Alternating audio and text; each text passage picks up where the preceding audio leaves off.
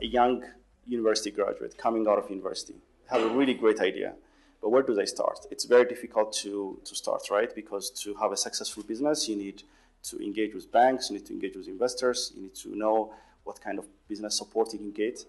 You need to know what you do is legal in the first place, like kind of legal and financial consulting.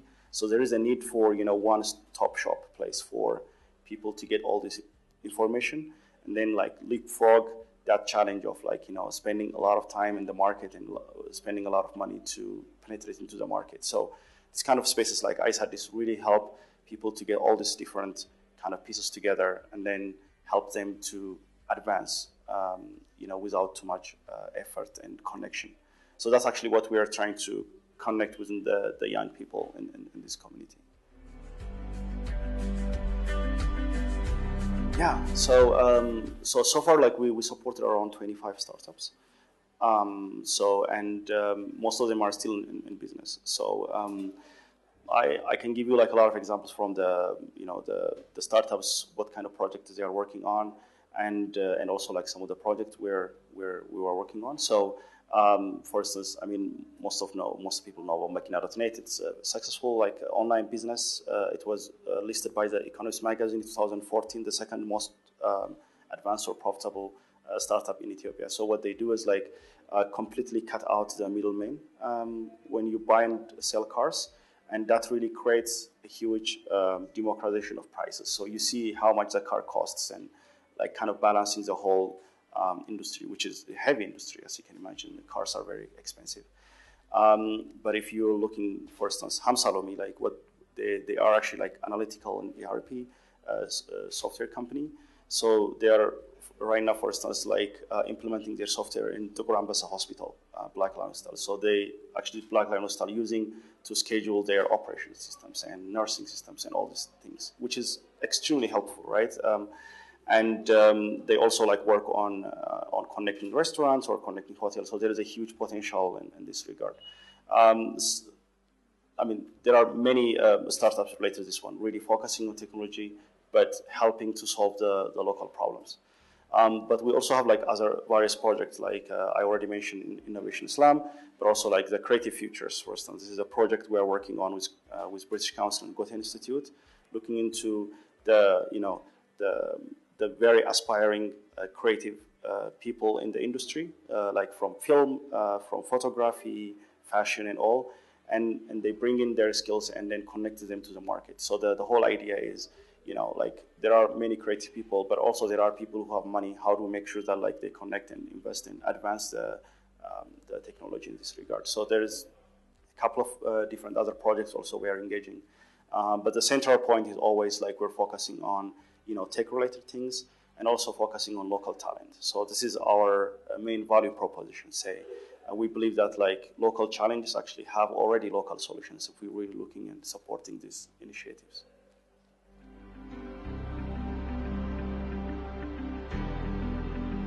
If you're looking globally, the amount of like how much the startups and technology startups are successful, it's usually directly related with how the ecosystem is developed, which is usually how easy it is to make business, how the infrastructure is there, how is the startup culture, and how the media is, for instance, engaging with startups and what kind of awareness we can create. So infrastructure is like a critical point to support startups. For instance, when we start ICEAddis, the internet penetration was only 0.4%. People think, oh, like it must be crazy to start something like this when nobody is really connected. Ethio Telecom actually has a huge impact in this regard, right? Like now the penetration reached around 6% or 6.5%, and every time like the internet penetration increases and more people are created, this is creating like a huge market value for the startups. But at the same time, the telecom services are not only limited into the internet access, right? So a lot of people have now mobile phones. We talk about like 20% of them actually already have a smartphone. So there is a huge market. And for most people, like mobile phone is not just, a tool to talk to, right? This is, for some people, it's just their office, this is their market. So we really need to work with Ethio Telecom, and also they need to think a little bit about it, like, okay, how do they diversify the services and expand the penetration? And one of the biggest challenge we see, for instance, with Ethio Telecom is also like the contract issues. You know, you sign one-side contract. If I don't get enough bandwidth or if I don't get quality service, there is no way that I can negotiate with Ethio Telecom. So if they open up a little bit with contract issues, I think that will help like the startups to grow.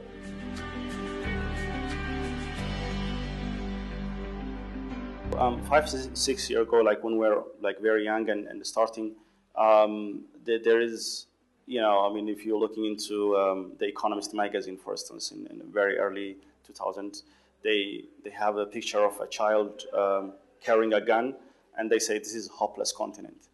You know, they talk about war and they talk about like diseases and everything. It's like very, you know, like in the Hollywood movies, they say like, you know, God-forgotten continent, right? But after 10 years, when you resume into The Economist magazine, they come up with like this this cover page saying like it's a child carrying a kite, like very happy moment, and showing like, okay, the continent is actually like coming in.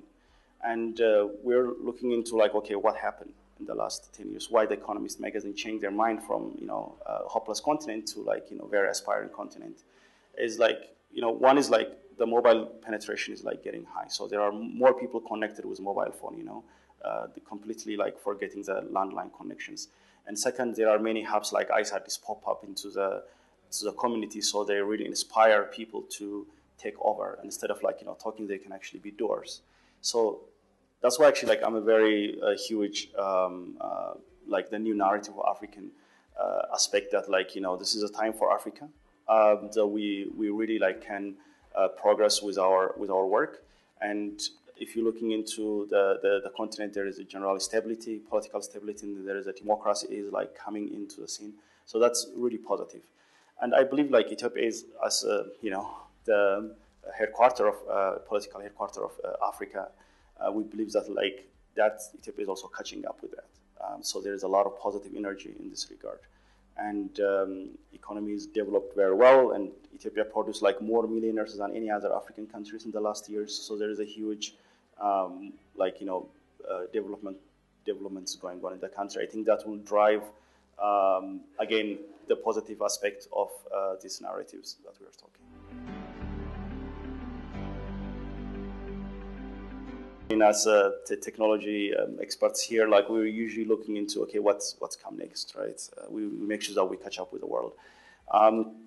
For me, I think talent-based activities will increase because now we have a lot of talented people. Many people are joining universities, and we are building a lot of industrial zone. So we need to make sure that we tap into that. That's the first thing. And the second thing is like, I think the youth or the young people should be the driving force to make sure that, you know, we are working on more democratization aspect, that like no one is left behind. We need to work on more access to education, and quality of education will increase. So my idea, I don't know, prediction for the next 5-10 years would be there would be like a lot of private sector driven or startup driven businesses coming into the scene and help us to solve our problems.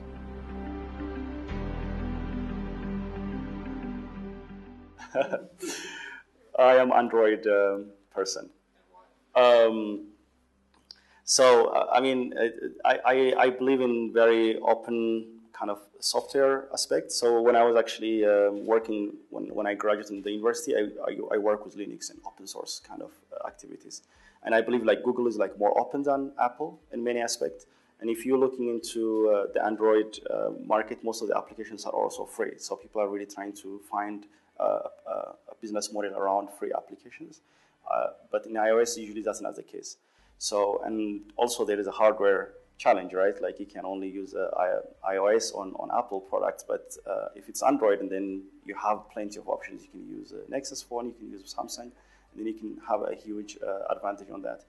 But also, I mean, market, right? Right now in Ethiopia, like most of the people are using Android. So of course, like my idea is like to serve this community who already have the tools. So why do we promote like the one which is not popular yet? So yeah, Android for sure.